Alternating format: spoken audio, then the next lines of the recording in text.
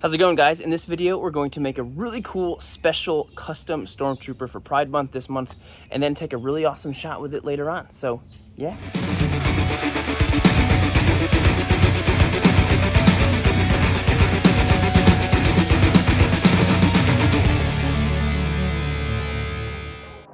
So to make this custom figure, I started out using a Bondi Stormtrooper model kit, which these things are really cool. Actually, even if you just want a plain old Stormtrooper figure, they're really great and they're pretty inexpensive. So I'll have the link to buy one of these in the description of the video below if you'd like to get one.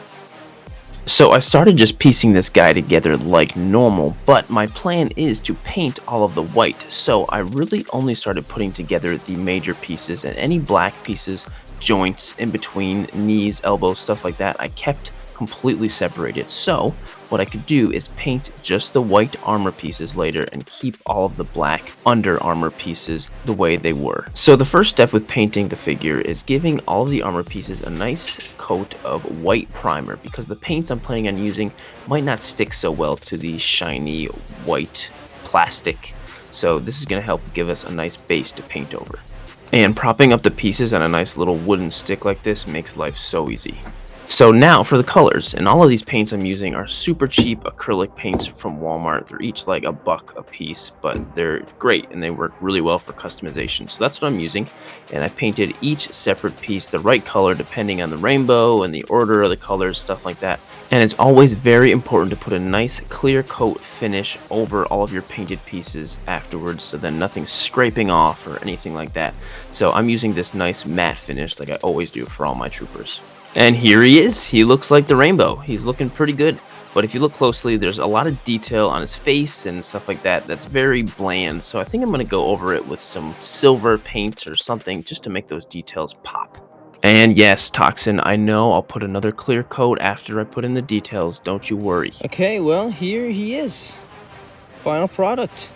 I added some kind of silvery paint details on him, which I really like because I think it really added to making it look like real armor. Almost looks like metal scrapings, throughout he's seen a little bit of wear and tear, and I like it. I think it looks good. And yeah, he's all done. Woohoo! So now I think what I'm gonna do is I'm gonna take my shot, which will be used for the Sirdork Rainbow Challenge, which is the June challenge on my YouTube channel. And if you're ever interested in joining any of those challenges, just head over to my Instagram and you'll see the challenge thing right on the story highlight, and I'll post it everywhere, So let's take a shot. So for my photo, I'm really not going to be doing anything super crazy, but it is my favorite thing to do. So I'm just going to do just a classic explosion shot. I've got some crackling balls right here.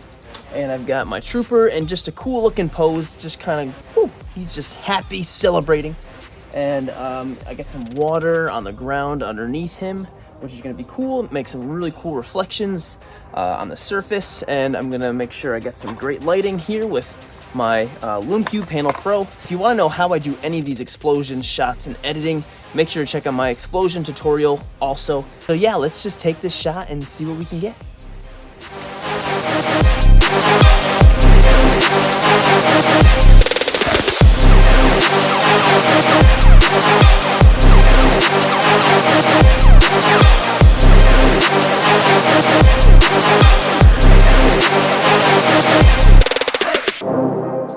Alright, so overall, I'm happy with how this figure and the shot came out, so that's awesome. Make sure to stay tuned for the Toy Photographer React stream with this challenge, the Rainbow Challenge. It's going to be so awesome.